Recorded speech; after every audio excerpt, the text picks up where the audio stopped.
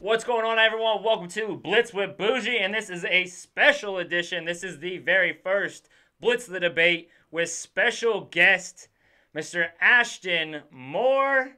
Crack your beer. The conductor of the Patrick Mahomes trade, or the Patrick Mahomes train, I should say, not trade. How are you doing today, sir? I am doing fantastic, Jack. My 5 fantasy teams are combined 12-3. My favorite team in the league is 3-0, and it's being ran by the quarterback for the NFL for the next 12 to 15 years. So I'm doing fantastic, man. How about yourself? You know, I'm doing all right. As a Bucs fan, to be 2-1 right now after looking at Murderer's Row and thinking we were going to go 0-3 without Jameis Winston, now we all of a sudden have this guy called Fitmagic in here, and that's why you're here. We're here to debate this. Who's the better quarterback? Who's more impressive? But before we do that, I mean, I think we're spoiled right now. I know my fantasy leagues are doing quite well, other than the one we'll get to before this is over in the Fantasy Blitz series. But good call. Bucs are doing good. Chiefs are doing good. Life is good right now. So I agree. Let's get into my situation that we have over here in Tampa Bay. Jameis or Ryan Fitzpatrick. Jameis got back at 12:01 last night. I'm pretty sure he was in the building. I don't think he's even been to sleep yet. I doubt he's even left the facilities. But even he knows it's not his job, right? I mean, at this point, what can you say? I mean, like you said, you were expecting probably 0-3 at this point, and I know I very much so was. I mean, I thought Dirk Ketter was going to be the favorite to get fired first. I mean, you have a journeyman with Fitzpatrick who has had a spotty career, roller coaster ups and downs, but he has had spurts of productive play. And I think what we're seeing here is the peak of his spurts that he's had in his entire career. But it's been awesome. It's been a great ride. I mean, I've enjoyed it quite a bit. It looks like the players are enjoying it. The fans are enjoying it. He's got the team going. Like, he's got the electricity and the excitement. He's got the momentum at this point. So, I mean, like you said, like, what do the Bucs do? I mean, because now you have, like, the franchise quarterback in Jameis Winston, who is your long-term solution, I suppose. But do you pull the plug on the guy who's pretty much like the life support of the team right now? Because it's an interesting situation of when is the right time. And I wanted to come to you and ask you personally, I mean, if I was to put, let's say, over-under on week 6.5, so under being week 6 or before, or over being 7 or later, where would you see Jameis taking the round? See, I think it's got to be the over. There is the bye week before that after week 5, so there is the slight chance that maybe, let's say Fitz would have to play terrible against the Bears this upcoming weekend, which is possible. There's Khalil Mack. Khalil Mack can make any quarterback look bad, including Rodgers. Demir Dotson and O.J. Howard to chip them at least. So I have a little bit of good feeling. Our offensive line has done very well this weekend. Last night was not very impressive. That was definitely bad, but the field was slick. The Bucs had issues with that. If I'm a bet man, I'm going the over because I think Fitz is going to have a decent game. He won't have another 400-plus yard game. Their coverage is a little bit weaker with Chicago, but that front 7 is just deadly. So it's going to be a close game. I feel like they're going to win. So as long as they win, Fitz keeps his job. If they lose and Fitz throws 4 interceptions, then it is an open QB competition going into that bye week. That's the only way I could see them not having it. I think you get on this train and you ride it until he falls off. Until he falls off this cliff, you keep riding it. The most impressive thing is that he threw 3 interceptions and then came back to it. Bounce back. Yeah. That's what I love the most. 2 of those weren't really his fault. There was pressure in his face on all 3 of them, really. But 2 of them you really can't chalk up to be 100% his fault. There's shared blame. So I say you ride this until he throws a game's worth of interceptions, and then you turn to your Okay. franchise quarterback. And if he Okay. plays the whole, we have to ride him out the entire time. Then we ride him out the entire time into the playoffs. Fitzmagic all the way, baby. You still have Jameis on the fifth year You're option. sitting Jameis the whole year? If Fitz keeps pulling off 400-yard plus games, and he's on this record-setting pace right now, and he somehow is able to keep it up, similar to, like, we have no idea if Patrick Mahomes is going to be able to keep up the greatness. You know, there's always a question mark on if it can happen. Then you know what you do? You Kirk Cousins his ass, and you franchise tag him next year if you have to.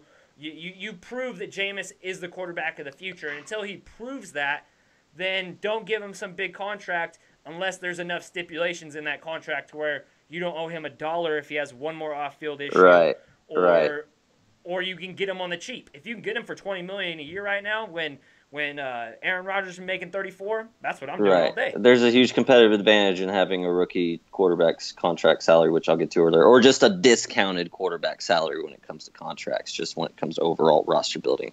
A lot of points I wanted to point out about that last take you had, but what really Fitzpatrick riding you all the way to the playoffs. So, like, let's play that scenario out because that really intrigues me. Like, Fitzmagic just keeps doing it. Like, he keeps slinging it. And, I mean, he doesn't exactly have the arm that people typically like to profile as a gunslinger, but he has the overall traits of a gunslinger. Like, he's always been like that. He's always thrown it down the field. He'll let the wide receivers go up and get it. He has to put all of his body weight into it to get it that far. But he does it, dog. He's been doing that since the Rams when he was first drafted. Throwing motions I've ever seen. But he gets it, man. That's why the players likes it because he's a hustler. Like, he's gritty. Like, he's like, I'll get the job done if, like, I get the chance to do it. But he will very much so throw 3 to 4 picks a game occasionally just because that's the nature of his game. But let's say he does play it out the whole year. Would you entertain trade offers for Winston at that point? Because what real value does he have, and will he stay quiet being the man on the bench? Yeah, I think he's been humbled. He has to. I mean, he's still a kid. He's still young. Like, we can't even forget that. I mean, he's not that young. He's pretty young still. I mean, he's younger than like people in terms of like an average human lifespan. No. But I mean, he's what, the fourth? He's not. Third, he's fourth 25. year. He's young. He was 20 when he entered the league. We're talking about he's still on his 4th year. So yeah, he's under 25 right now. He's still one of the best players under 25. You keep him. This is humbling. Maybe this is exactly what he needs to get his shit together so he's not touching Uber drivers. Maybe. He's not doing any of that shit. Like, I don't like my quarterback. I can't even wear his jersey now because of that crap. Spent money on that jersey. But I thought he was humbled from the snow crab incident. I thought he was humbled from calling, like, the whole kindergarten class incident where he said girls can't be strong or whatever. I don't know anymore with this guy. I don't know anything to do with that. I'm just thinking, does he have value on a trade market at this point? If he was to have to, maybe. If Fitzpatrick was the guy, you wouldn't get enough back for him. There's no way, especially with his issues. Like, he is one mess up away from being banned, lifetime ban. The NFL said. So when it's that, like, he's in that shit. It's like what? Yeah. If they're only going to get at most a third for Lev Bell, probably, then what are you going to get for Jameis Winston, who might not be there? So, yeah, I'm writing that in. I'm putting that in the contract that if you are suspended, guaranteed money goes completely out the window. But other than that, that's the quarterback of the future. There's no way that you go into a QB competition and Jameis Winston doesn't beat out Ryan Fitzpatrick every time. He's far more talented. He's just not the seasoned, savvy vet. And this has everything to do with, and we're about to get into the debate now of who's had a more impressive season. But this, and I'll give you this point, this has everything to do with Todd Monken more than it has to do with Ryan Fitzpatrick. Scheming options out down the field. Yeah, same thing with Patrick Mahomes. How much credit do you give Andy Reid? And let's just jump on into this debate. Who has one second. One second before I do this, I want to ask you a question on your previous one because I'm not done with this yet. All right. You said that 25-year-old is still young. So when do you cut the threshold of shitheadness? That's all right. You're too old because 25's like right here, dog. And that was 2 years ago. He hasn't gotten in trouble in 2 years. What? Yeah, that was 2 years ago when it happened. Okay. It happened after his rookie season. That was 23-year-old Jameis. He was hanging out with pieces of shit. So One of them Have we is in checked jail his? now for like rape. Have we checked his Facebook activity? Is he still friends with the same people? Has there been any adjustments? I seen my quarterback was actually doing full on padded practices with people that he brought in. He brought in as many of his friends, as many of the players that he's played with, all of the people that were on the practice or that they were cut from this offseason. He brought them in, together. paid them to freaking for padded practices on the weekends. So that's my quarterback right there. But Fitzmagic is my quarterback for this year or until further notice. Short That's leash, got to be a really fun quarterback room for sure. There's a lot of good personalities in there. Well, I mean, Jameis is like Fitz was nothing but a class act and rallied behind Jameis last year. So Absolutely. If he does anything different, then Jameis himself will lose the locker room. Absolutely. I mean, that's what's the tricky part of this is like, okay, by taking Fitzpatrick out of the driver's seat, you are risking a certain part of the locker room because he's won people over. He's won people over everywhere he's gone. Yeah. He's one of the more respected guys in the league, I would say, if you put it into like quarter tiers. He's just a likable dude. So by thwarting him for Jameis, who has he's had his run of events off the field, and the team may not be rallying behind him. So that's a very tricky situation to do, which I cannot wait to see how it plays out. I will definitely be keeping in touch with you as it develops because I think any way it plays out, it's going to be great. I mean, like, what is the best case scenario for the Bucs in your opinion? Best case scenario? Yeah, like get to the T. Like Fitzpatrick leaves next week, Jameis comes in and does what Fitzpatrick's been doing. Oh yeah, that would be awesome, and I think I think some of that would happen. It would definitely, the success would transfer over. It's not completely one-sided. Their styles aren't that different. No, and they both were having success in the preseason. Winston ended the year off really well last year. Yeah, he probably knows stats better than I do. Yeah, he was one of the best quarterbacks over the last 5 games. Arguably the best quarterback statistically over the last 5 games. Had more yardage, number 1 in yards. Evans up and down. Look at him this year, having the greatest year ever. And then no wide receiver combo or duo has ever had 300-plus yards and 3 touchdowns through 3 games. And Deshaun Jackson and Mike Evans both have that. Do Tyreek Hill and Sammy Watkins have that? I don't think so. As no. But that's because there's 5 other options that are capable of scoring. But that's fine. All right, let's get into this debate. Who has been more impressive? We're not saying who's the better quarterback. We're not saying what's been the bigger surprise, what's been the most impressive 3-game stretch. Because these are arguably the greatest 3-game stretches by any quarterback ever. Definitely in the first 3 games of the season. But we can both make cases. Touchdowns of all time, first 3 games. Patrick Mahomes. Fitz, one behind him, though. 12. You got 13, he's got 12. One's a rushing touchdown. But we're counting rushing touchdowns? Okay. Yeah. Oh, yeah, because Patrick Mahomes has 0 rushing touchdowns. Guess who has more? Guess who has more yardage on the ground? It plays. Fitzpatrick. Believe it or not. It plays. He hustles. He hustles. So that's great. Good points. Great. Yeah. But if we're going just straight off of what has been more impressive when we're looking at what they're doing on the field and what they're bringing to the team. We all knew Mahomes' talent was crazy good. Elite level, high ceiling. I mean, depending on who you talk to, the potential ranged anywhere from, I heard Dan Marino, I heard Brett Favre, I've been saying Aaron Rodgers, but everyone has known that his talent is very good. But everyone thought that he would have that gunslinger mentality. He throws it too much in tight windows. He makes bad decisions. His anticipation's off. His accuracy can be spotty, whatever. The thought going into this season was that he was going to have a lot of interceptions, a lot of touchdowns, a lot of interceptions, which to me didn't make a lot of sense because if you look throughout his entire Texas Tech career, he never had a lot of really interceptions. I mean, the senior year he went for 55 touchdowns and 10 picks.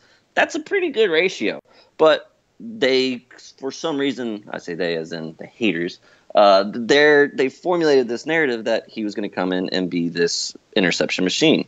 So that was kind of the expectation going to it.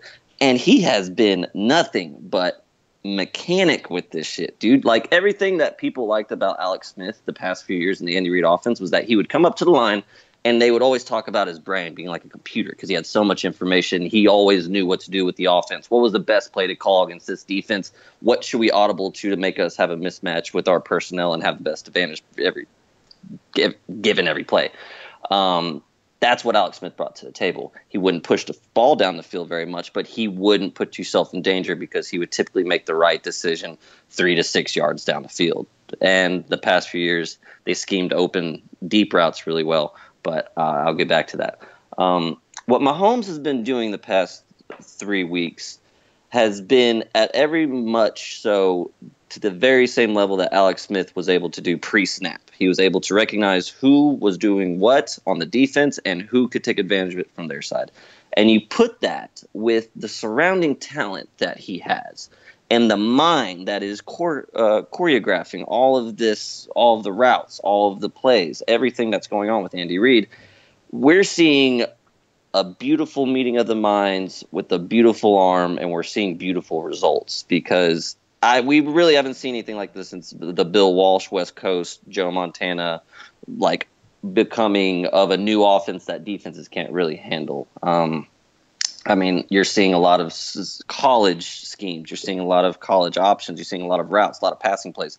5 wide, do a lot of motions to get mismatches and take advantage of that. And Mahomes is doing very good at putting people in a position to make this happen, as well as taking advantage of it and making the plays down the field that need to be done. So, I mean, I could go on forever about this, but at the end of the day, I'm just saying what Fitzpatrick is doing is historic, awesome, love it. I'm a huge Fitzpatrick fan myself. But at the end of the day, it is a lot of I'm just going to let my really good wide receivers go get it and let them make plays, which they have been doing, and it's been fantastic success for the Bucs. But what Mahomes is doing at the quarterback level is surgical, and it's sustainable. There isn't really anything defenses can do to stop it because he's recognizing coverages and he's recognizing who is going to be on who and who's going to be covering Sammy Watkins. If you're going to be doubling him, okay, who's on Tyreek Hill? All right, well, we definitely got to double him. Now you're having 2 safeties devoted to the outsides, and then you have the best tight end in the league, Travis Kelce, going down the middle. Now you're going to have to devote some people to him. And now you have Chris Conley, who's been stepping up, who's from Georgia, who's this combine stud. He's always had potential, but he never had like the real production to follow it up with. He's coming in as a very solid third wide receiver. Demarcus Robinson's, he's fine. But, I mean, that's what – and Kareem Hunt and Spencer Ware and DeAnthony Thomas, dude. Like, there's just so much to play with, and Andy Reid's the best to play with it, and Mahomes is showing that he might be the best to play with the toys. I got you. I see it, and it has been fun to watch, and I'm not gonna lie. Like I'm really enjoying seeing what Andy Reid can do with a specimen like Patrick Mahomes, who can check the ball 80+ yards with the flick of a wrist. My whole thing is exactly what all you listed, is that he has a lot going for him, and I would put Andy Reid here and Todd Monken way down here. So it is scheme on both sides. What I will say is this isn't 100% the gunslinger Ryan Fitzpatrick that you're leading to believe. He has been equally as surgical. Maybe some of his passes he's willing to do take more of a risk and be a little bit more of a gunslinger and give his guys the 50-50 chance. And you're right. I do lean towards, let's be real, Tyreek Hill is like the reincarnation of Deshaun Jackson. They are almost they're like the exactly. I mean, one's only a few years in the league, but they're basically splitting image of each other. And so I would take Mike Evans over Sammy Watkins, but then I would take Kelce over OJ. But OJ has, I mean, he's equally as OJ has the potential to be. OJ has the potential to be what you were talking about Patrick Mahomes at the tight end position, because he's a freak of nature athlete who can do all of it. I mean, he basically told Cameron Brate, sit your bitch ass on down this year. Like, and I loved Cameron Brate. Yeah, exactly. Oh, right.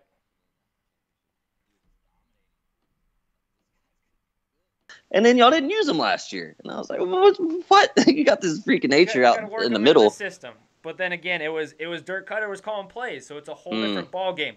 All I will say to this is that if you're looking at the numbers, he's averaging 110 more yards per game through the air. He's had to be relied on more. Their defenses equally are bad. I think we have a little bit better of a pass rush. We have some better linebackers, but our secondaries are both god awful. Not gonna lie, it's embarrassing. But with that, how many more attempts has Fitzpatrick had? I think he's had about 30. It's right here on That's a full game. Yeah, it's a full game. A little bit better. We've had a little bit better percentage. We've also thrown four more interceptions. Efficiency's been there. If you take out the first half of this game, then yeah, I think you would say that the efficiency is on Fitz's side. But what? It's close. I know we can't take it out. I know he had a bad half. Okay? No, Mahomes hasn't. Mahomes is scoring, literally scoring a touchdown every 5 passes. Like 7 passes. I don't remember the exact score, but this man is on the field and he is scoring. And he's got. This is the most efficient player. We have no form of a run game. I think he has all around a better opportunity. So I am going to say that Fitzmagic has been more impressive. I'm not saying he's the better quarterback. It's fine. I'm not saying that I wouldn't take Patrick Mahomes over Fitzpatrick. I would probably at this point take Patrick Mahomes over Jameis Winston. But it's a scheme. He's winning because of scheme. Okay. And scheme 51-49, more scheme than I think it is skill. But I am again. So you don't think Patrick Mahomes he's just not that talented? He's not as talented as his numbers say, and neither is Fitz. But Fitz is just, I think he edges him. Okay. And we'll let this be debated in the comment section. Everybody, please at me at Ashhole. 1056. Find us on Twitter. Find us on Facebook if you want. Get in the comment section. Vote who you thought had the better take on this. It could go either way. I mean, really, it can. And I'm giving you more compliments you're giving me, but they're well deserved. Hey, I love Fitz, man. Yeah. I will never say another word about Fitzpatrick. I want to ask you though, how are you feeling about your next 3 games? You got at Chicago this week. Next week's a bye week. At Atlanta after that, and then Cleveland at home. What are you thinking could be a possibly good prediction, or how are y'all going to stand after that? I'm going to say we beat Chicago. Mitchell Trubisky is mundane, very mundane. It's almost you guys are running almost the exact same offense, and you can see what the difference is between Patrick Mahomes and Mitchell Trubisky.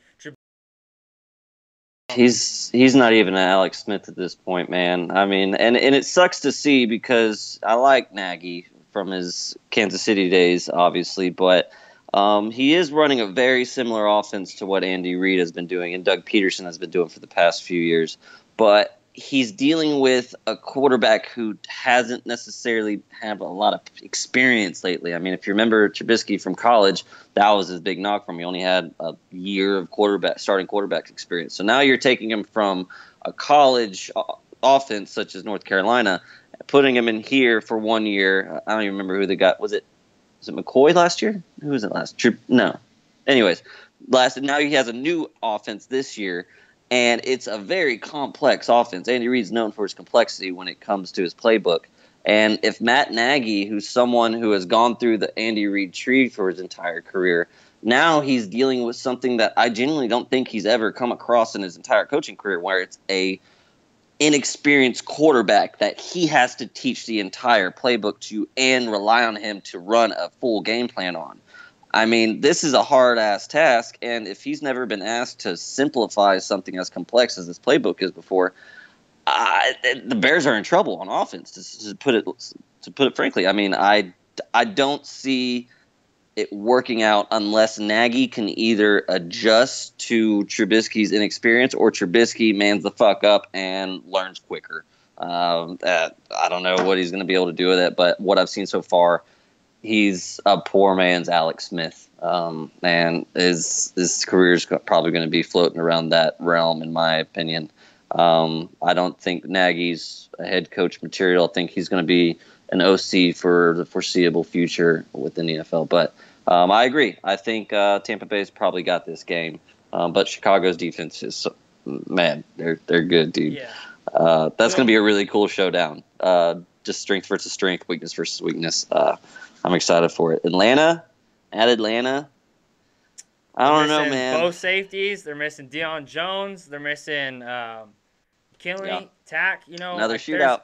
It's going to be another shootout, and we play them at Atlanta better than we play them at Tampa Bay. Really? Because of how many players we have are from Georgia, so they're playing in front of their family. So yeah, we've seen what Quan's done in those games against Atlanta in Atlanta. It's something to see. I would say I feel more comfortable about us beating Atlanta in Atlanta than I do us playing Khalil Mack and that front seven and everybody on there. Cleveland, I feel like we should handle pretty easily. They're a wild card at this point, man. You never know. We don't know what our boy Baker is going to be able to pull out. I mean, he is a tactician and a surgeon, and that shit was clinical last week. So I can only imagine. He's got so much swag, dude. He's got so much juice. Like, I mean, he goes out there and the whole team revolves around him. Like, he's just got that magnetic energy. It's going to be, the Browns are one of my favorite teams to watch right now, just to see how that happens. And it's interesting, if you notice how the play calling went with Tyrod Taylor, there was a lot of shorter routes and a lot of more conservative stuff. And Tyrod Taylor just simply wasn't hitting his man. And defenses adjusted to it and were able to scoot up on him, and Tyrod was struggling with that adjustment. Once Baker came into the flow, though, Todd Haley opened that mug up. And you were seeing 4 verticals. You were seeing people going down the field, and Baker has it's not even funny how much better of an arm he has than Tyrod. And they were taking advantage of it. So it is going to be interesting to see how defenses adjust to Baker, knowing that he is very open to going down the field. So I'm expecting a lot of blitzes. I'm expecting a lot of cover 3, cover 4, just to see if he's okay taking that check down or taking the safe play as opposed to trying to make something happen. It's going to be a lot of fun to watch. And I love all 3 of these games for y'all. At Chicago, at Atlanta versus Cleveland. I mean, it's going to be fun, dude. It's a good 3-week stretch, but I'd rather have our 3-week stretch than your guys' 3-week stretch. Let's get into who you guys play, because you're at Denver, then Jacksonville, then New England. Walk me through how the Chiefs are able to pull this one off. So all 3 of these are going to be good challenges in their own way. Denver brings to the table 2 very good edge rushers. And if there's honestly been anything that's been the most surprising to me so far this year, it's been the offensive line play. They just have really been good at creating a consistent pocket for Mahomes to just sit back and deliver. That hasn't necessarily been something that's been in the past. That very well could have been due to Alex Smith's tendency to get happy feet and try to kind of destroy his own pocket. But nonetheless, Denver's got a great pass rush. They got Chris Harris out there. But other than that, I'm not scared of Denver's defense. They've always had a problem stopping Travis Kelce, and I don't see any reason why that would stop now. Mahomes beat Denver last year in Week 17 with Anthony Sherman as his running back for half the game. And obviously, Denver wasn't playing all of their starters, but they were still playing a lot of their key starters like Von Miller and Chris Harris, Aqib Talib. And Mahomes still brought him up. So I'm not worried necessarily about Denver. I'm really excited it's on Monday Night Football just because it's Monday Night Football. Jacksonville, however, is a very scary game for me. They're the only team in the league that I feel can truly go one-on-one with the weapons that Kansas City brings to the table with their 2 obvious cornerbacks. They have very athletic linebackers that could possibly neutralize Travis Kelce. Maybe they did a good job on Gronk last year in the playoffs and this year. So they are capable of doing that. They can't play that game against Kelce because there's two freak athletes on both sides of them. So you can't play that double coverage bullshit against Travis like I was Kelce. saying, yeah. So you have to pick your poison. It's crazy. It's like a chess match at this point with Andy Reid. They have the linebackers and the safeties to do such a thing, though. So you got to give them that at least. Absolutely, absolutely. No, I'm expecting a loss against Jacksonville. I don't. I'm not. I can't even say that. But it's gonna be a great game. I can't wait. But and then at New England, of course, you got Woo! Belichick, who's gonna have plenty of tape at that point to see, okay, how do we stop this offense? How do we stop this young quarterback? Do we rush him? Do we overload blitz him? Do we drop back a lot of people into coverage? I mean, I don't know how to stop Mahomes at this point. So I'm curious in the sense of somebody stop him so I know, so I don't like get overexcited every time I think about it. Like, let me know that there is a ceiling, because right now it's indefensible, dude. Like, he can throw an 80-yard touchdown at any moment as long as there is a single high safety and that safety goes more towards Kelsey or Watkins. Tyreek Hill can break off a 99-yard touchdown at any time. Like, he can't be covered one-on-one. He's just literally too fast. You made a hell So of a point earlier, stating that this hasn't happened since Bill Walsh and that offense and the West Coast offense, because it was something so new that nobody knew how to nobody knew how stop to. it, and it Nope. took more than 4 games or 8 games or the entire year. People had to literally reinvent defense to be able to scheme against the Yep. West Coast offense, and this is where we're at right now. But how By the long does time it anyone go? stopped it, it was a What what's dynasty. what's the over under for you? Let's go. We'll go 7 and well, let's go 8.5 games. Do you think that this stays through at least the first half of the season? Do you think he's going 3 or 4 touchdowns every game, no matter what? Or do you think that the Denver defense, who hasn't allowed a 300-yard passer in like 3 or 4 years, I think it's both on the road and at home. Okay, well, That stops that's today. just That a stops this week. Yeah, I understand. I get you. I get what you're saying. I'm going to say Patrick Mahomes will have more. How hot do I want this take to be? He will have more 5 touchdown games this year than 2 touchdown games. okay. 4 touchdown games. Let's go 4. 5's a lot. 5's a lot. So then you're saying that he's going to keep this up through the half. Minimal 3 games. He'll average about 3. Yeah.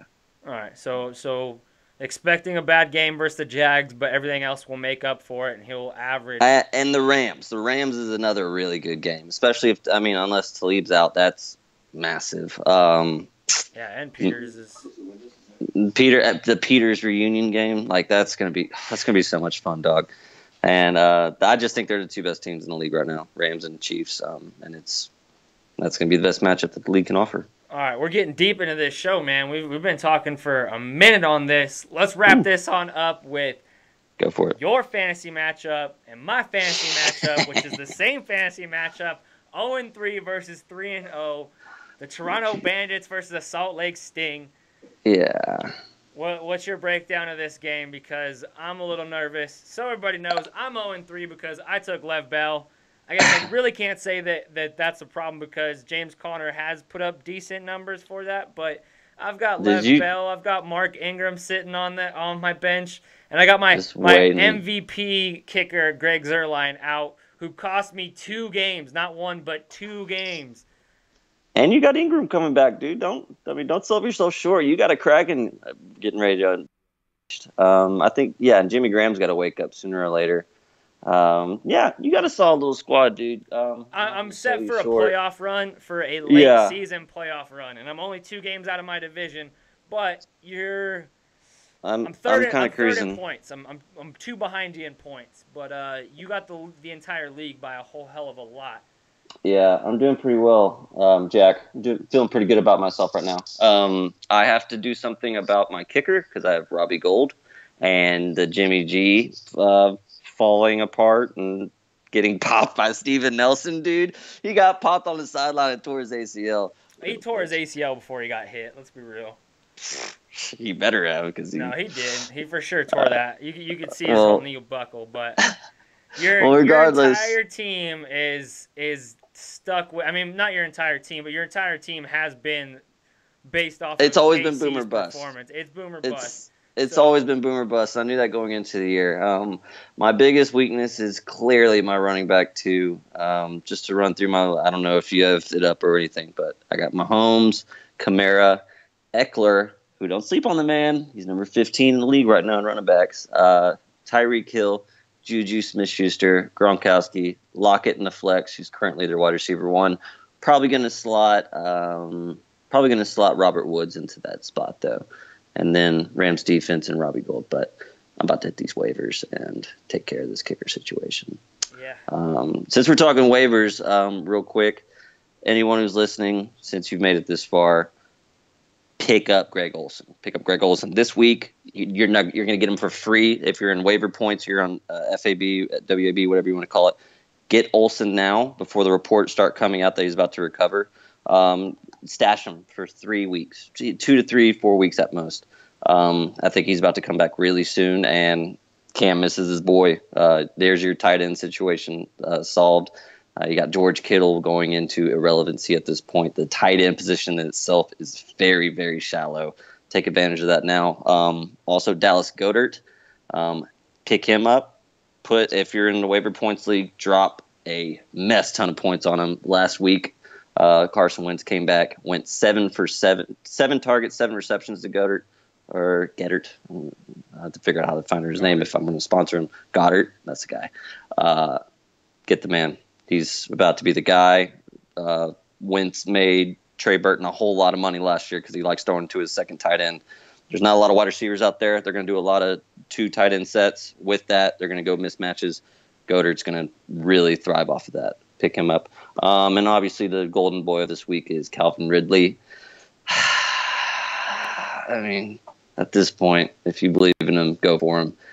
He could very well be this year's Juju Smith-Schuster and just a high-powered offense who thrives off of getting coverage off of the second and third cornerbacks. So yeah, man. Good luck to y'all this week. I should be fine. You don't have to wish me any luck. I'm playing Jack, and I'll be here again next week at 4-0. I would say ouch, but I really like your matchups. You know, like I said, Patrick Mahomes at Denver, Tyreek Hill at Denver. They're going to get slowed down. I wouldn't say they're going to get completely halted by any means, but they're going to get slowed down.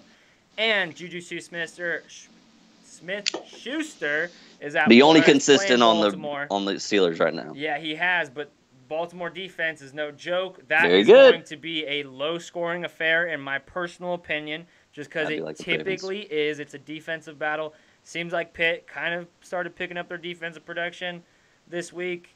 Gronk's going to go off for you. I would say you should stick with Lockett because he's been playing so well, but he's going up against Patrick Peterson in Arizona, right. So that might be a smart move for you. Me right now, I'm looking at Deshaun Watson against Indy's defense, who's actually been surprisingly good. Jordan Howard's going up against the Bucs defense, who up until this week was a top run-stuffing defense. 2 touchdowns. Now they've actually given up a touchdown to the running back, I believe, in every game. Yeah, so, they're 2-0 against the Pitt. I lied. But then I do have James Conner. I've got Mike Evans. I've got Golden Tate, Jimmy Graham. Deshaun Jackson is in my flex currently. The Browns defense, I'm going to have to do something about that. I stream defenses, but I'm all for that. I could very easily be 0-4 and then just have to make the greatest comeback ever. So I'm hoping you have the injury list to do it, dog. Lev Bell gets traded, man. I have James Conner, Jordan Howard, and Mark Ingram as of next week. That would be some shit, but it's going to happen. I know we don't have much time left, but I do want a quick, because I had this conversation with a buddy earlier. It's completely off subject, but kind of related because you mentioned his name. What are your thoughts on James Conner? Do you think he is a workhorse feature running back guy position for the foreseeable future? I'm of the opinion he's more of that Lamar Miller tier where, like, he is starter worthy, but you should probably still invest in the position just so that you have somewhat of a committee. So, like, I think if they, like, signed Tevin Coleman in this offseason, it would be fucking money. So, like, something like that where you could kind of get a 1-2 punch. Whereas I have other friends who say that he's the guy. Like, he's someone who's a 3-down back. He can handle 20 to 25 touches a game. And I just wanted your opinion on him because you've obviously watched him a lot, and he's your running back. I like him. I'm not in love with him. I don't think he can. There's never going to be one person that can replace Le'Veon Bell. Because Le'Veon Bell is a running back and a wide receiver, and he out-caught some of the top wide receivers in the league last year. Yeah. So, no, he's never going to be that guy. It will take 2 running backs to replace that and a wide receiver, but it's not like Pitt doesn't have a list of wide receivers. Even James White's looking like a beast this year. So, like, their offensive production can maintain with AB and all the rest of those guys. But, yeah, I agree with you. They might want to look for another one. But I don't know if Tevin Coleman is the perfect because they're similar. They're very similar in styles. I would almost look for a bruiser. I know Connor can be a bruiser, and he's breaking tackles pretty well. But I don't know. You've probably seen him more than I have. I thought he was more of a bruiser. Someone brought up the comparison of Melvin Gordon that I thought was interesting. I don't think he's that big. I don't think he's that dominating of a presence. But I just kind of wanted to get your mind on him and just see what you thought about him.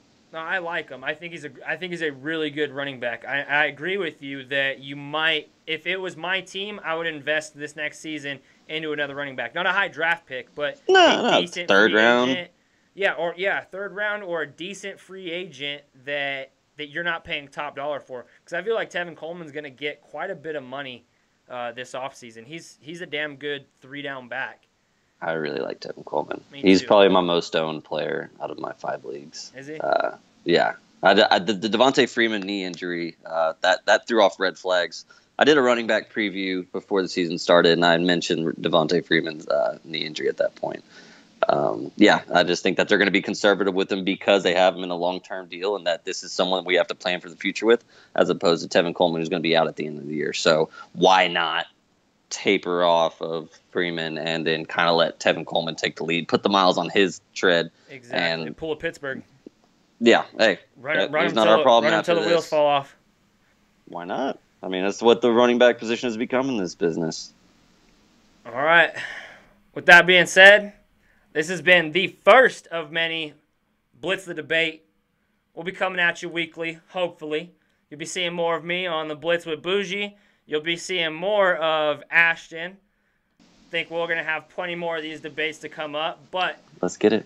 Let us know who won in the comment section. Hit us up on Twitter. Ashton, give out your ID or your Twitter account. Only one I'm semi-active on would be Twitter these days. It'll be Ashhole1056. Hit me up. Follow me.